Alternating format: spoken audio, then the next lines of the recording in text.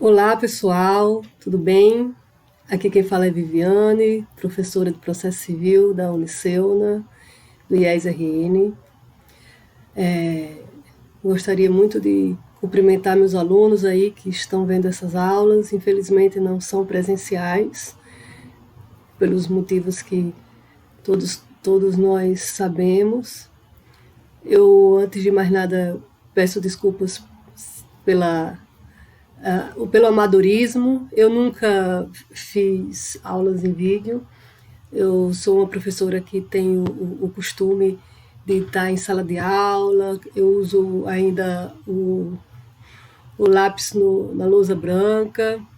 E para mim é muito importante, interessante a aula com a interação. Então, o meu hábito até hoje tem sido de estar em sala de aula com o aluno tirando dúvida em tempo real na hora que eu estou falando sobre o assunto.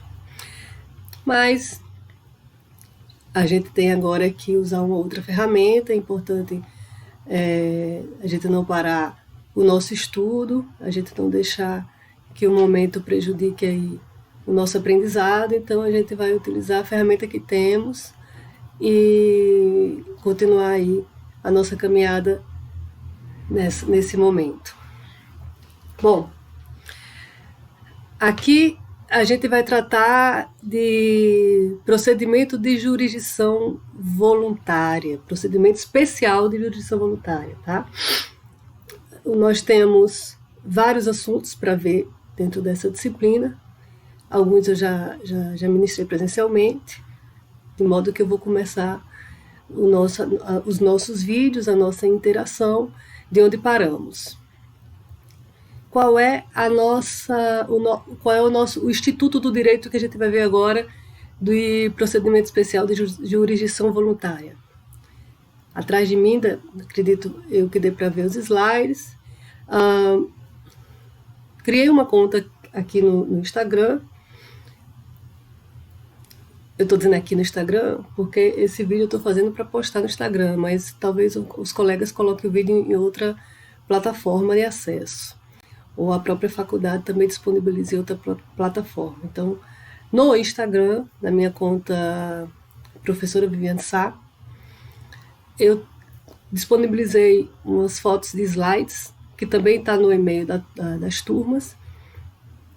Também mandei o material em Word para as turmas, de modo que minhas aulas de vídeo elas vão seguir esse material, especialmente os slides. Aqui atrás de mim, acredito eu que dê para ver que é a apresentação do slide de procedimento especial de jurisdição voluntária. Então vamos lá. Vamos ao primeiro. O que é que a gente vai estudar hoje? O que é que a gente vai falar? Do que é que a gente vai falar hoje? De herança jacente. Então, herança jacente. O que é herança jacente? Antes de falar sobre o que vem a ser herança jacente, todos os institutos que temos no direito, no ordenamento jurídico, ele existe por alguma razão. Tá? Não existe à toa. Quando não tem mais razão de ser, é revogado, entre desuso, enfim. Mas não é o caso aqui da herança jacente. A herança jacente. O que é a herança jacente? Primeiro, o que vem a ser jacente? Né? O que é que o dicionário diz sobre jacente, o significado de jacente? Ele tem que entender o significado do instituto para poder compreender para que ele serve e etc. Então, o significado de jacente. O dicionário fala, estou aqui olhando o dicionário online de português. Adjetivo, que jaz, que está deitado, estirado, estendido, prostrado, imóvel. Então, obviamente, a gente já entendeu que jacência é alguma coisa que está estática, parada. Né? A herança jacente é aquela herança que está parada, que está estática, porque ninguém reclamou.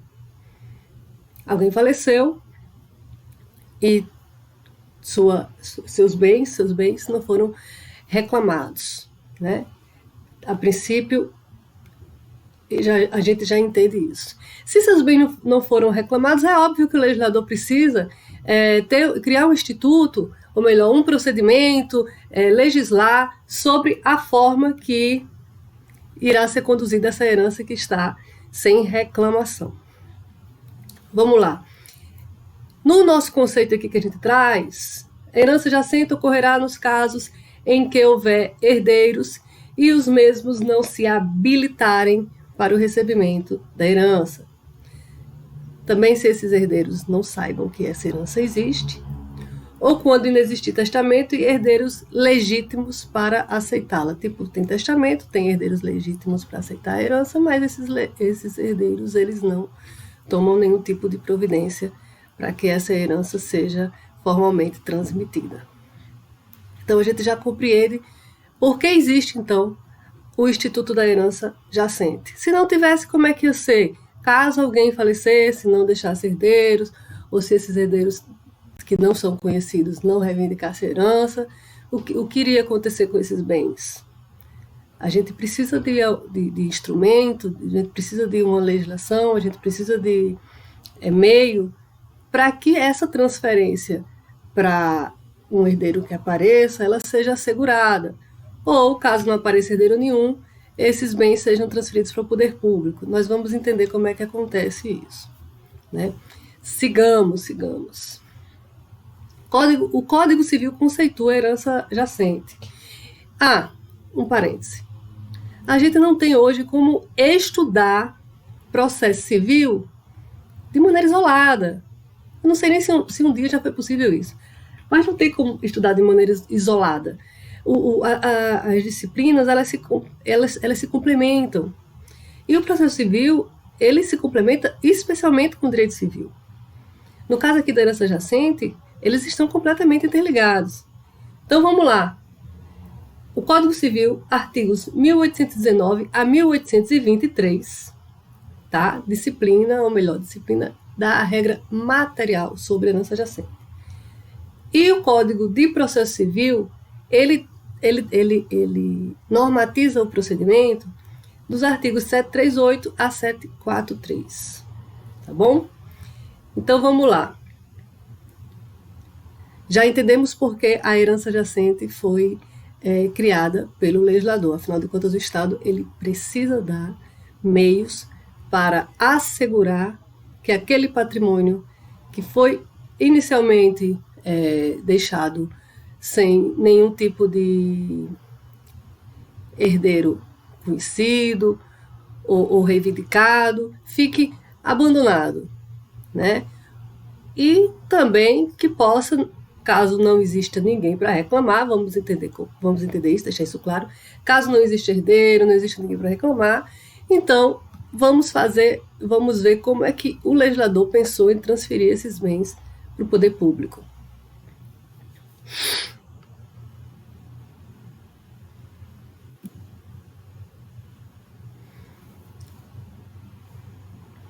A arrecadação de bens. Vamos lá. Arrecadação dos bens da herança jacente. É o primeiro passo do procedimento. Vamos lá. A gente tem uma herança que não foi reivindicada, ninguém apareceu para dizer sou herdeiro, ou se alguém é herdeiro e soube, não tem interesse. A gente tem uma herança que está ali um pouco abandonada, podemos dizer assim. Como é que vai acontecer o procedimento da herança jacente? Como é que vai acontecer? Como é que ela vai ser protegida? Como é que no futuro ela vai ser transmitida? Então, o primeiro passo é a arrecadação dos bens da herança jacente. Arrecadar como assim? Vamos relacionar esses bens, vamos apurar esses bens, vamos guardar esses bens, né? Tomar providências para que esses bens sejam todos arrecadados, guardados, assegurados, protegidos, enfim. Como é que se dá isso? Está lá no artigo 738 do Código de Processo Civil, que disciplina o procedimento da arrecadação. Determina que Em casos que sejam declarados a herança jacente, o juiz, olha o que é que diz, o juiz cuja comarca tiver domicílio falecido procederá à arrecadação dos respectivos bens. A gente está diante do Instituto da Competência, tá? Qual é o juízo competente? É o juízo da comarca que tiver domicílio o falecido. Tá bom? Fulano morava em Natal, mas ele tem bens no estado do Rio Grande do Norte, ou tem até fora do Rio Grande do Norte. Qual o juízo competente para proceder com a arrecadação dos bens? O juízo da comarca de Natal. Tranquilo? Aqui é uma regra de competência. Bom, então esse juízo, ele irá nomear um curador, que é a pessoa que será responsável pela arrecadação total dos bens do falecido. E aí esse curador, quando ele for fazer a arrecadação, ele vai procurar os bens, não importa se na mesma comarca, onde quer que eles estejam. O curador ele tem a função de levantar, arrecadar todos esses bens. Bom, e esse curador ele não arrecada apenas, ele administra, ele guarda, ele tem muitas funções. E a gente vai entender um pouquinho mais quais são essas funções e como é que elas são realizadas. Beleza? Antes de qualquer coisa, eu esqueci de falar uma coisa bem importante. Se não tem herdeiro reclamando, se não apareceu nenhum interessado, como é que vai iniciar um processo de procedimento de jurisdição voluntária se ninguém está reclamando a herança? Bom, acredito eu que se eu estivesse em sala de aula, o aluno estava perguntando isso. Quem vai provocar o início do processo? Aí eu vou dizer assim, o juiz, ele pode de ofício instaurar aí esse procedimento. Aí pode existir a seguinte indagação: o juiz e o princípio da inércia da jurisdição, que o juiz não começa o processo de ofício. O início do processo é provocado pelo Ministério Público, por aquele legitimado ativo, enfim. Mas aqui é uma exceção. Aqui, o juiz ele poderá de ofício iniciar um procedimento especial de jurisdição voluntária que chama-se herança jacente, tá? Importante isso aqui. Vamos ao próximo, continuar aqui nossa explicação.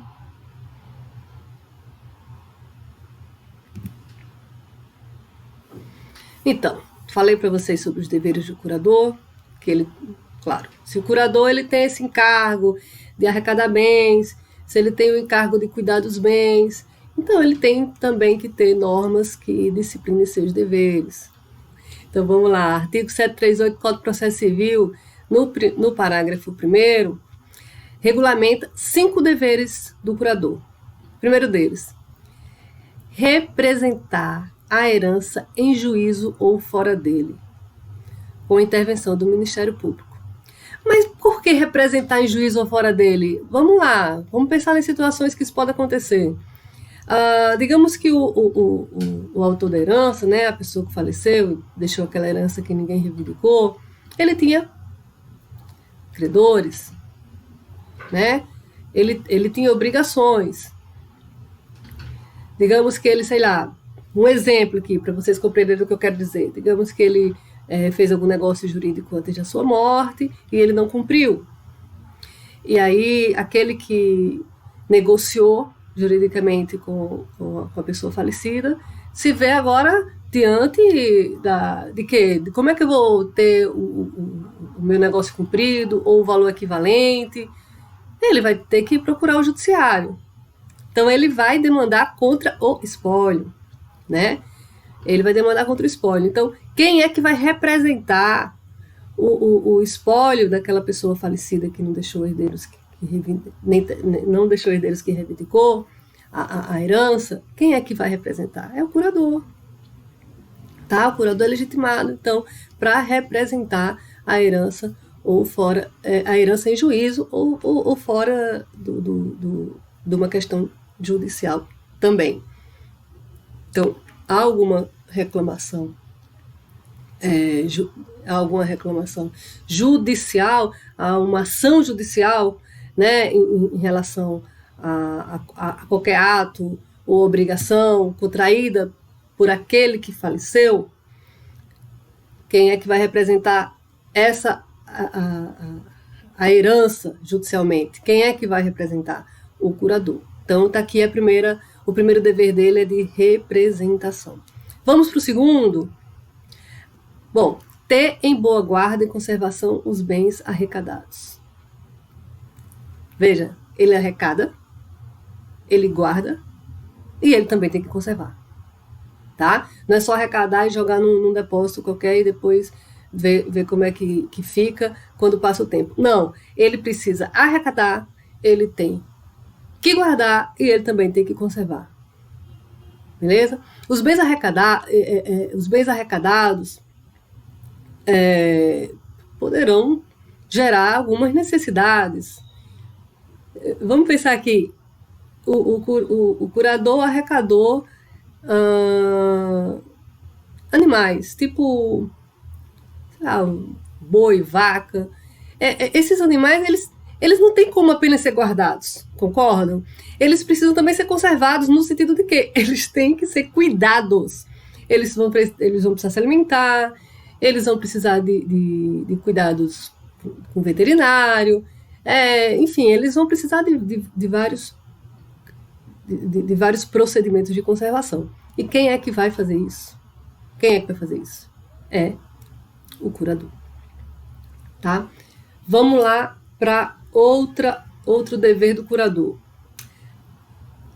Acho que eu já falei no inciso 3 dentro do inciso 2, porque o inciso 3 diz executar as medidas conservatórias do direito de herança.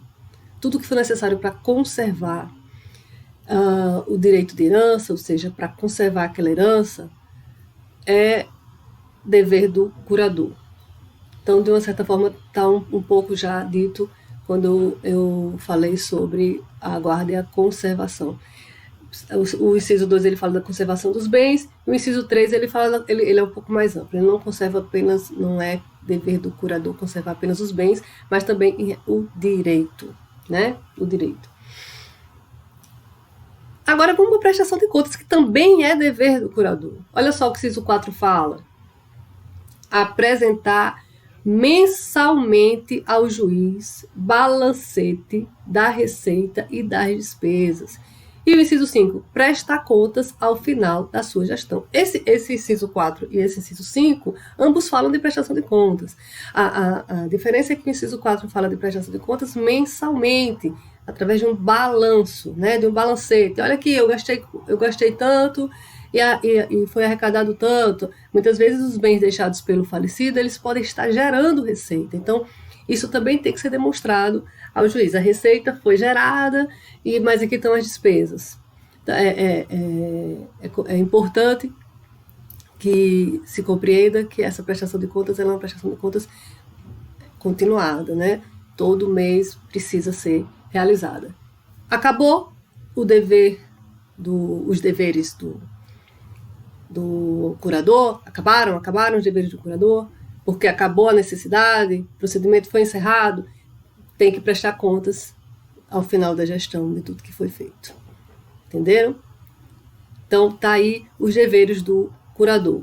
Importante a gente ter em mente que é uma atividade que, de fato, tem muita responsabilidade e, para tanto, também esse curador ele não vai fazer isso sem uma contraprestação. O curador ele será remunerado.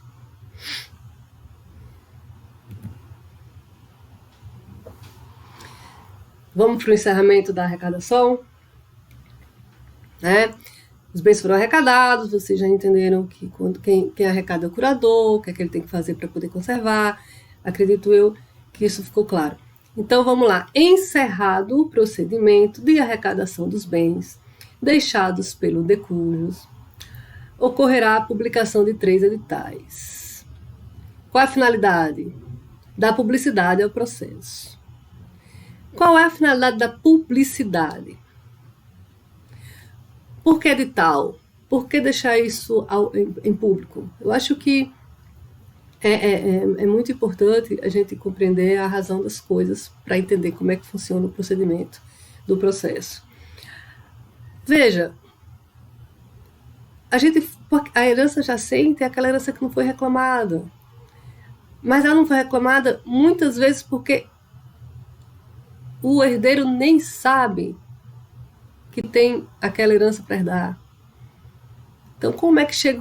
Qual é a possibilidade? Qual é o meio para chegar ao conhecimento das pessoas em relação aos direitos daquela herança? E eu não estou falando apenas dos herdeiros, claro.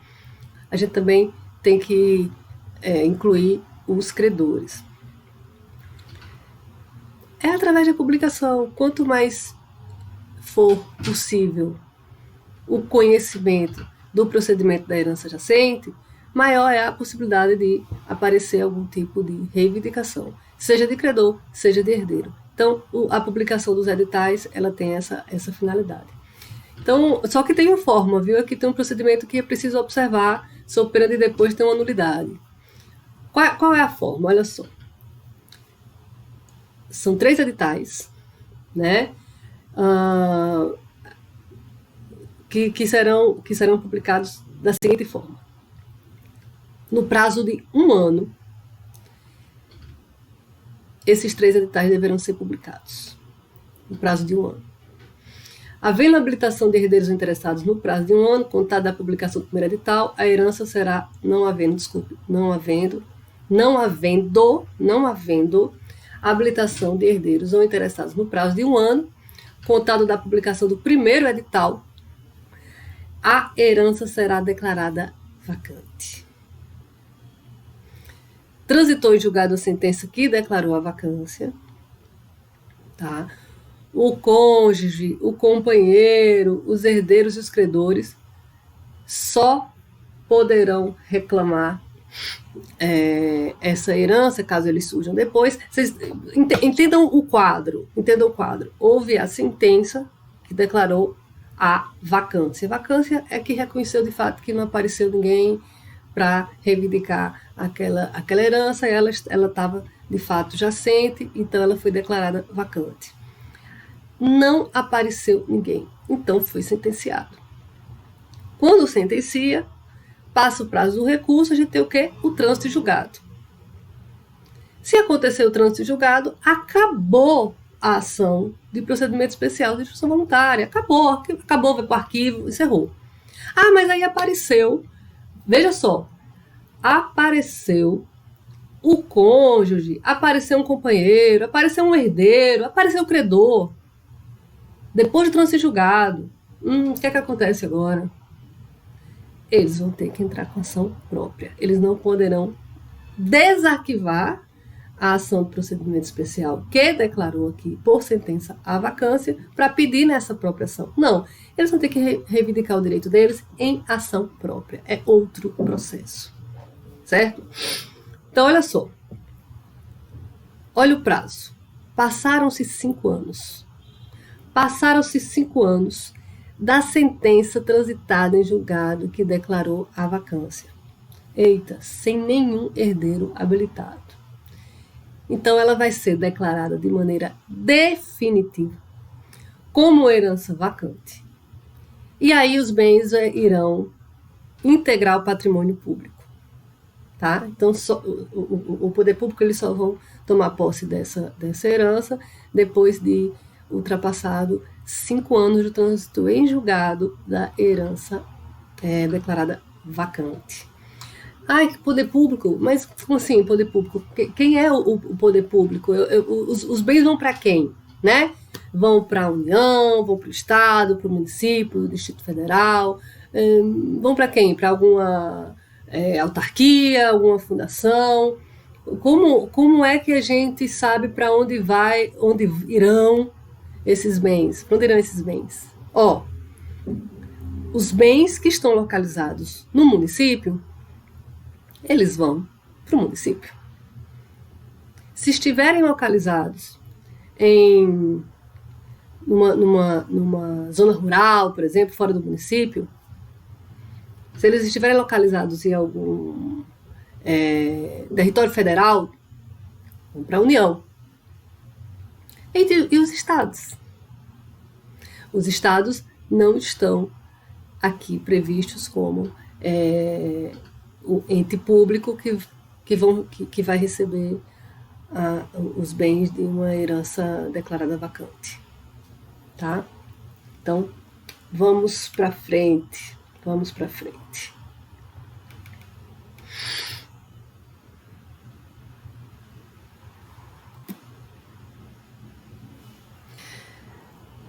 Aqui a gente vai falar sobre o bem dos ausentes, mas eu vou deixar para um próximo vídeo para que não fique tão cansativo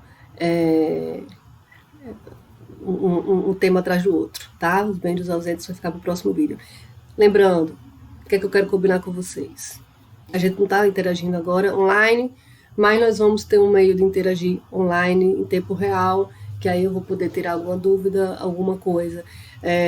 A princípio, o que eu gostaria que vocês lessem o material que eu enviei, olhassem aí os slides, o vídeo está resumido, a gente tem pouco tempo, então, como a gente não tem interação, pode estar surgindo dúvida e eu não sei. Então, elaborem suas perguntas, mandem para mim através dos nossos grupos de WhatsApp, mandem para mim através de e-mail, mandem para mim aqui no Instagram, mandem para mim todos os meios que eu deixei disponíveis, que aí eu vou tentando elucidar essas dúvidas, tá bom? Obrigada, gente, até o próximo vídeo. Essa aqui eu vou encerrar.